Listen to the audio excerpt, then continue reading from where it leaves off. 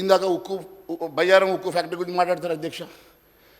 బయ్యారం ఉక్కు ప్రాజెక్ట్ గురించి ఆ రోజు రీఆర్గనైజేషన్లో ఏం రాశారు అధ్యక్ష? ఫీజబిలిటీ ఉంటే పరిశీలిస్తాం, ఫీజబిలిటీ ఉంటే. మరి ఇలా పరిశీలిస్తే అధికారులు ఏం చెప్పారు? ఫీజబిలిటీ లేదు, అక్కడ ఉన్నటువంటి raw material third grade raw material ఎక్కడ పనికిరాదు, ఫీజబుల్ కాదని చెప్పారు. దాని గురించి మరి మీరు ఆ రోజు ఎందుకో రీఆర్గనైజేషన్లో ఎందుకు అప్రూవ్ ఇవ్వలేదు? పరిశీలిస్తామంటారు. అదే పోలవరానికేమో మీరు అక్కడ నేషనల్ స్టేటస్ ఇస్తారు, ఇక్కడ మాత్రం ఆ స్టేటస్ ఇవ్వరు. అది మీరు చేసిన తప్పిదాలు కాదా అధ్యక్ష?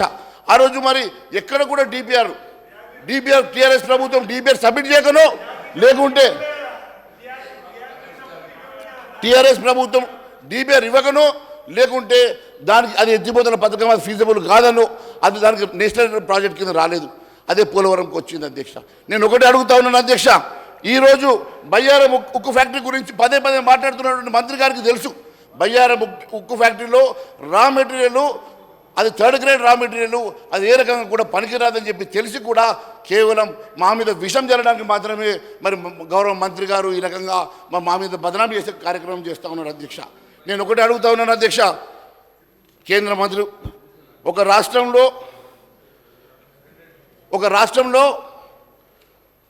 జాతీయ ప్రాజెక్ట్ ప్రకటించడానికి ఎన్నో నిబంధనలు ఉంటాయి అధ్యక్ష.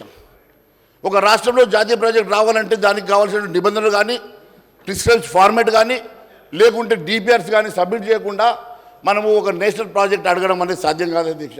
కానీ ఏదో ఒక రకంగా మేమేం అడగకుండా కూడా వాళ్ళు పెట్టలేదని చెప్పి బదనాం చేయాలి కాబట్టి, వాళ్ళు ఎలాగో ఇక్కడ ఈ రాష్ట్రంలో ఫెయిల్ అవుతున్నారు కాబట్టి మాకు కేంద్రం సపోర్ట్ చేయకుండానే మేము నిధులు ఇవ్వలేము, ఈ సంక్షేమ కార్యక్రమం చేయలేమని మమ్మల్ని బదనాం చేసే కార్యక్రమం చేస్తూ ఉన్నారు అధ్యక్ష.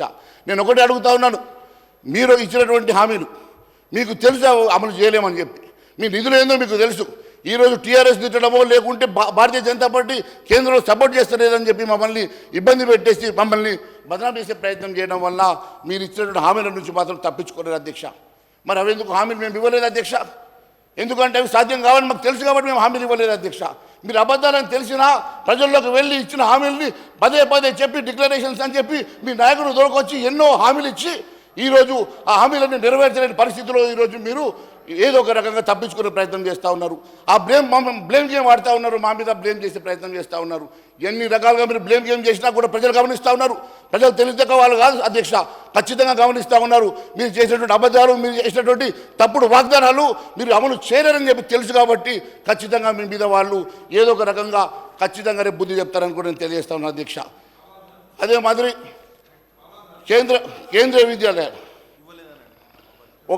కేంద్రీయ విద్యాలయాలు ఆదిలాబాద్కి మంజూరైంది అధ్యక్ష.